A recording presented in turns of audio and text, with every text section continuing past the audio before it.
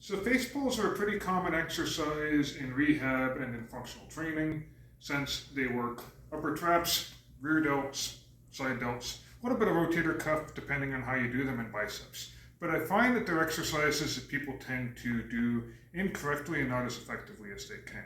So there's a few ways you can do these. You can do these with a cable, you can do these with dumbbells, you can do these with resistance tubing, and there's a couple different ways you can set them up. You can set them up if you're using a cable or tubing.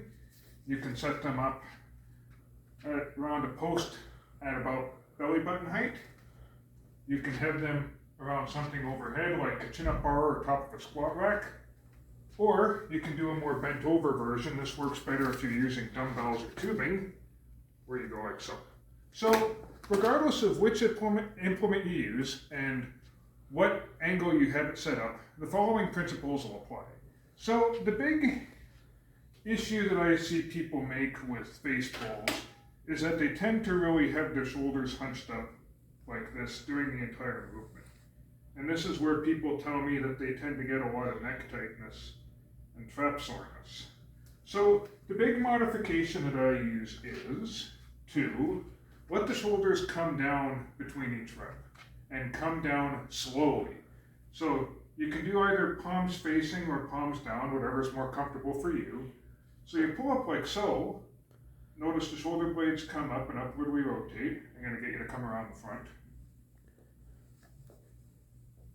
And then you let the shoulder blades come down and the arms come down nice and slow, letting the trap muscles relax as you do it, as opposed to chronically hanging out like here all day.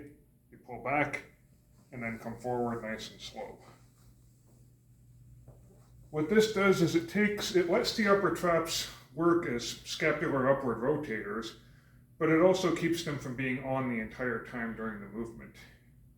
Going down slow also tends to help work these muscles a lot better with a lot less strain on the shoulders. So that basically showcases the most common mistakes I see people make with the face pull. Other mistakes I see are people using way too much weight and people leaning back, but I find going down slow helps to fix that issue.